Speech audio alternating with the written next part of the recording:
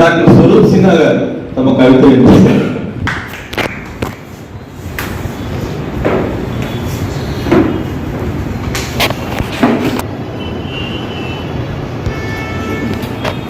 సభ సరస్వతికి వందనం. అందరికీ ప్రపంచ కవితా దినోత్సవ శుభాకాంక్షలను తెలియజేస్తున్నాను. సాహితీ స్రవంతి అధ్యక్షులు పెంగార మోహన్ గారికి, తర్వాత రాష్ట్ర కార్యదర్శి శ్రీ జంజాల రఘుబాబు గారికి, మరి పెద్దలందరికీ, కవులకు, స్వర్ణ మేడం గారికి, మరి మిత్రులందరికీ కూడా నేను శుభాకాంక్షలను తెలియజేస్తూ ఎక్కువ మాట్లాడను, కవిత ద్వారానే మాట్లాడతాను, దయచేసి గమనించండి.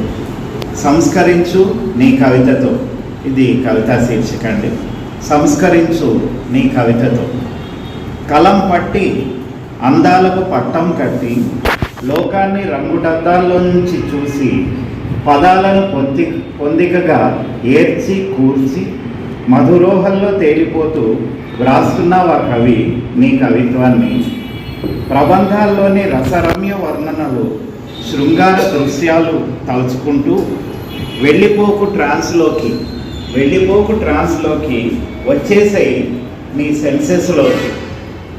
అన్నం పెట్టే రైతన్నలు ఆర్థికంగా నష్టపోయి ఆత్మహత్యలకు పాల్పడుతుంటే నిజాయితీగా అర్పించలేవా 2 పంక్తుల నివాళి నీ 2 కన్నీటి చుక్కలతో? అదే నీ కవిత అవుతుంది కదా.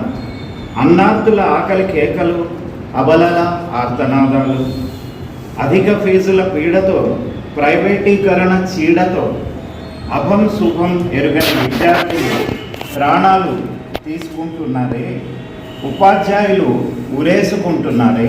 ఓ కవి, తేలిపోతున్నావా ఇంకా కళల్లోనే? మన్మధుని బాణాల్లోని పువ్వులు ఏ జాతివి? వాటి రంగేమిటి? వాటి రూపేమిటి? పరిమళం ఎంత మత్తు కలిగిస్తుంది? వద్దు, ఆలోచించకు. బాణాలు అయినా సాటిరావు బలమైన ఆయుధం నీ కళానికి. మరుని బాణాలు 1000 అయినా సాటిరావు బలమైన ఆయుధం నీ కళానికి. నీ కలం ప్రపంచంలోనే అత్యంత శక్తివంతమైన మిసైళ్లకు మిసైల్ అని గుర్తు చేసుకో, తెలుసుకో, ఝళిపించు నీ ఆయుధాన్ని. లే, సమాజంలోకి తొంగి చూడు, స్పందించు, ప్రజ్వలించు, రచించు, నిప్పులు కురిపించే నీ కవితను. నీ కవిత జ్వాలగా చెలరేగి నల్ల బజారును, నల్లధనాన్ని, మాదక ద్రవ్యాలను, ఉగ్రవాదాన్ని, యుద్ధోన్మాదాన్ని, లంచగొండితనాన్ని, కుల మత ప్రాంతీయ రక్కసిని పెంచి పబ్బం గడుపుకుంటున్న కుహన రాజకీయాలను, మనిషిని మనిషి నరుక్కునే దానవ ప్రవృత్తిని, మహిళల చిన్నారుల అభిమాన భంగాలు చేస్తూ రెచ్చిపోతున్న మానవ మృగాలకు దగ్ధం చేయాలి నీ కవిత. రెచ్చిపోతున్న మానవ మృగాలను దగ్ధం చేయాలి నీ కవిత. మార్చి మసి చేయాలి నీ కవిత. చెయ్యగలదని చెబుతున్నది గత చరిత్ర.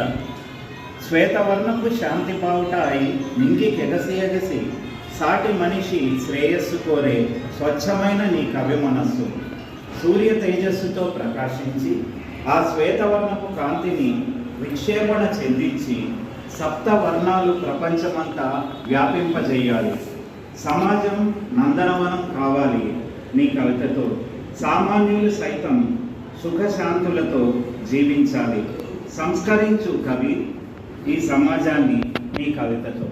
ధన్యవాదాలు.